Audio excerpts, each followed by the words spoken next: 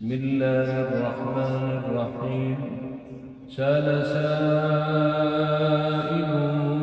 بعذاب واقع للكافرين ليس له دافع من الله ذي المعارج.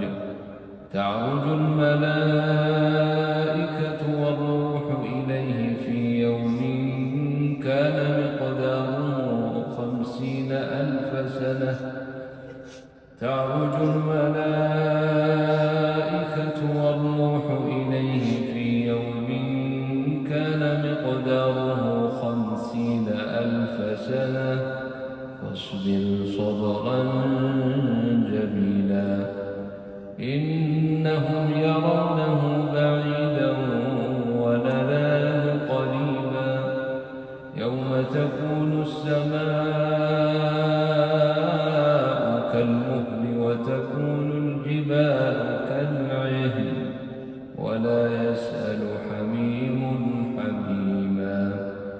يبصرونهم يود المجرم لو يفتدي من عذاب يومئذ ببنيه وصاحبته وأخيه وفصيلته التي تؤويه ومن في الأرض جميعا ثم ينجيه كلا إنها لظى نزاعة للشوى تدعو من أدبر وتولى وجمع فأوعى.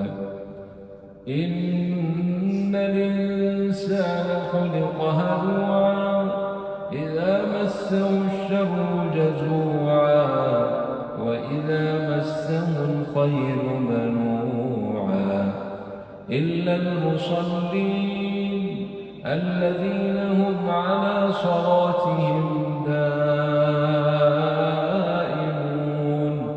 والذين في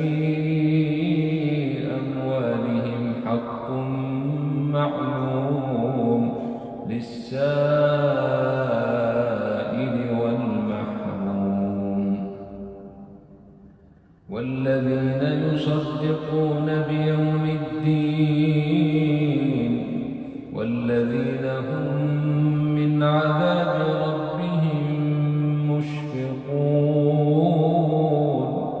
إن عذاب ربهم غير مأمون والذين هم لفروجهم حافظون إلا على